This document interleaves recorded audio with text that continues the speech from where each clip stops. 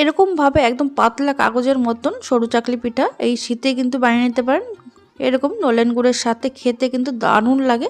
আর দেখুন এই সরু চাকলি পিঠাটা কতটা নরম তুলতুলে হয়েছে, একটু টান দিলে কিন্তু সহজেই ছিঁড়ে যাচ্ছে। তাহলে এই নরম তুলতুলে সরু চাকলি পিঠা বানানোর জন্য দেখুন এখানে লাগছে আমার 1 কাপ সুজি। এবার এই একই কাপ মেপে নিয়ে নেব হাফ কাপ চালের গুঁড়ো। এবার এর মধ্যে দিয়ে দিচ্ছি আমি 2 চামচ মতো ময়দা।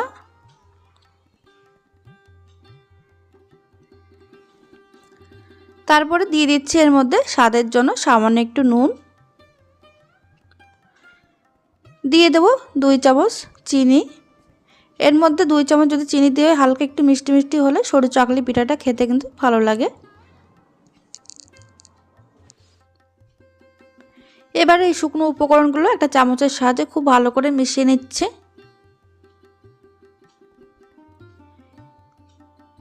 মিশিয়ে নেওয়ার পর এবার এর মধ্যে দিয়ে দেবো আমি জল। এখানে আমি নর্মাল জলই ব্যবহার করছি। এখানে যে কাপ মেপে সুজি আর চালের গুঁড়োটা নিয়েছিলাম সেই কাপই মেপে 1 কাপ দিয়ে দেবো জল। তবে জলটা কিন্তু একবারে দেব না, অল্প অল্প জল দিয়ে এইভাবে চামচ দিয়ে মিশিয়ে নিতে হবে। দেখুন এখানে পুরোটাই জল আমি দিয়ে দিলাম। দিয়ে এবার খুব ভালো করে চামচ দিয়ে মিশিয়ে নিচ্ছি।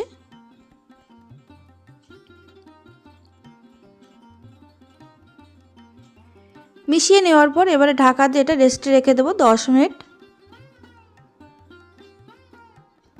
10 মিনিট পর ঢাকনাটা খুলে নেওয়ার পর দেখুন এখানে সুজির কারণে কিন্তু অনেকটাই গাঢ় হয়ে গেছে, বা সুজিটা ফুলে অনেকটাই গাঢ় হয়ে গেছে।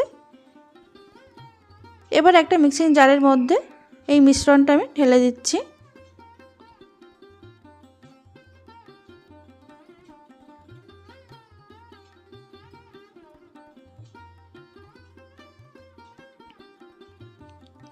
পুরোটা দেওয়ার পর এবার এর মধ্যে দিয়ে দেবো আমি 2 চামচ মতো কোরানো নারকেল।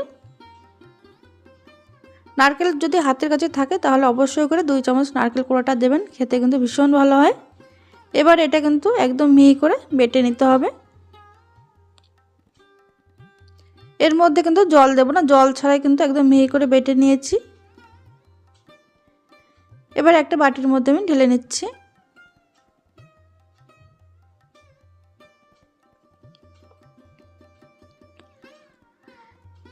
এবার চামচ দিয়ে আমি 30 থেকে 40 সেকেন্ড ঠিক এইভাবে ভালো করে ফেটিয়ে নিচ্ছি।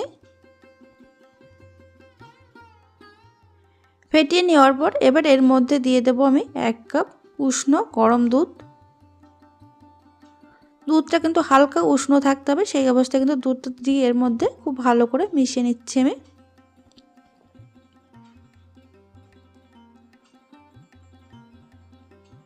এখানে দুধের পরিমাণটাও কিন্তু অল্প অল্প করে মেশাতে হবে, একবারে কিন্তু মেশাবেন না, কোনো কারণে খুব বেশি যেন না হয়ে যায়।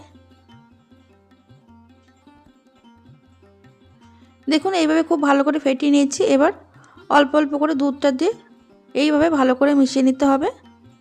এখানে আমার পুরোটা দুধ লেগে গেছে। আর দেখুন ব্যাটারের টেক্সচারটা ঠিক এরকম হবে। এদিকে দেখুন ব্যাটারটা রেডি করার পর এদিকে গ্যাসে একটা ফ্রাই প্যান বসেছি। একটা ব্রাশের সাহায্যে সামান্য একটু তেল এইভাবে লাগিয়ে নিচ্ছি আমি। তাওয়াটা ভালোভাবে গরম হয়ে যাওয়ার পর গ্যাসের আঁচ লো টু মিডিয়ামে রেখে এর মধ্যে আমি 2 হাতা ব্যাটার দিয়ে দেব। এই পিঠাটা কিন্তু একদম কম সময়ের মধ্যে তৈরি হয়ে যায়। যখন খুশি আপনারা এই শীতে বাড়িতে বানিয়ে খেয়ে দেখতে পারেন, খেতে কিন্তু অসাধারণ হয়। দেখুন 2 হাতা ব্যাটার দিয়ে এইভাবে আমি একটু গোল করে নিয়েছি। 30 থেকে 40 সেকেন্ড রাখার পর উপরটা যখন এরকম ড্রাই হয়ে যাবে তখন এটা আমি উল্টে দেব। দেখুন খুব সহজে কিন্তু এই ফ্রাই প্যান থেকে উঠে আসছে, এটা কিন্তু একদম লাগেনি এর সঙ্গে, ফ্রাই প্যানের গায়ে কিন্তু একটুও লেগে যায়নি। দেখুন একদম দুধের মতন সাদা ধবধবে কিন্তু সরু চাকলি পিঠাটা একটা রেডি হয়ে গেছে। আমি আরেকটা বানিয়ে দেখাচ্ছি একইভাবে। এইভাবে দেখুন একটা বড় হাতের 1 হাতা ব্যাটারটা নিয়ে এইভাবে ঘুরিয়ে ঘুরে একটু গোল শেপ দিয়ে নিলাম। আর দেখুন কতটা জালিদার হয়েছে, ছিদ্রযুক্ত। এবার কিছুক্ষণ রাখার পর এটা আমি এইভাবে ভাঁজ করে দিচ্ছি। তাহলে বন্ধুরা আপনারা দেখতেই পেলেন কত সহজে তৈরি হয়ে গেল একদম কাগজের মতন পাতলা নরম তুলতুলে সুজির সরু চাকলি পিঠা। এইভাবে আপনারা এই শীতে অবশ্যই একবার বাড়িতে বানিয়ে খেয়ে দেখুন, কোনো রকম চাল ডাল বাটার ঝামেলা ছাড়াই মাত্র 10 মিনিটে কিন্তু তৈরি হয়ে যাবে এই সুজির নরম তুলতুলে সরু চাকলি পিঠা।